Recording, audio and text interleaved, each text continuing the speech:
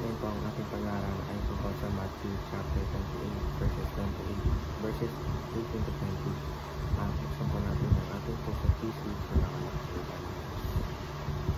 Sinasabi dito na, and Jesus came and said to them, all authority in heaven and earth has been given to me.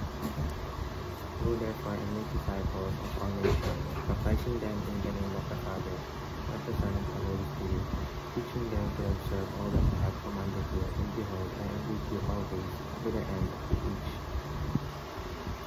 Or sa Tagalog, lumapit si Jesus at sinabi sa kanila, ibigin niyo sa akin ang lahat ng kapangyarihan sa langit at sa lupa.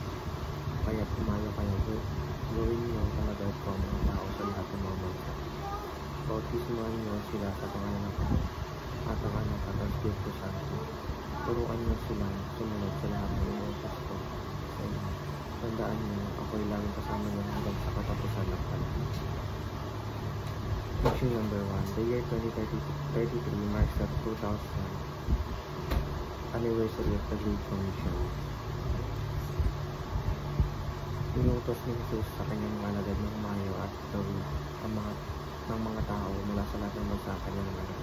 Ito ay tinatawag natin matilagan. Sa taong 2033, gugunitain natin ang 2,000 taon mula ng binigay ito ni Jesus, isang makasaysayang paalala sa lahat ng Kristiyano tungkol sa ating patuloy na tungkulin na ipahayag ang mabuting balita. Teaching number 2. The Great Commission has accomplished much in the past through faithful Christians. Sa loob ng 2,000 taon, maraming manampalataya ang tumugon sa utos ni Kristo.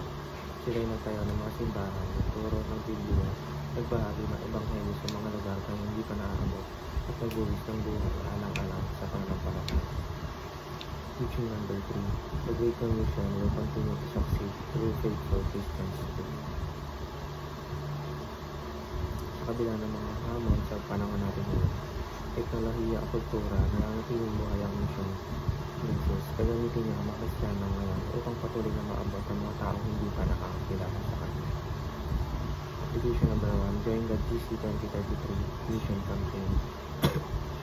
Ang GC 2033 ay isang pandaigdigang kilusan na naghihikayat sa lahat ng Kristiyano na muling alalahanin ang dakilang utos sa 2000 anniversary nito. Application number 2. Start a discipleship group or microchurches.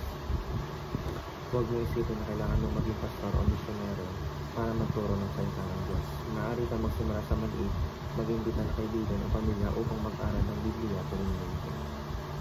Application number 3. Pour out yourself into this mission. Ang mission ni Jesus ay hindi dapat bahagi lang ng ating buhay. Ito ay dapat maging sentro ng ating layunin. Ibig sabihin nito ay paglaanan ng oras, lakas at puso para makapaglingkod, makapagturo at makapagbahagi ng pananampalataya. Yun lamang po ang aking devotions. Maraming salamat.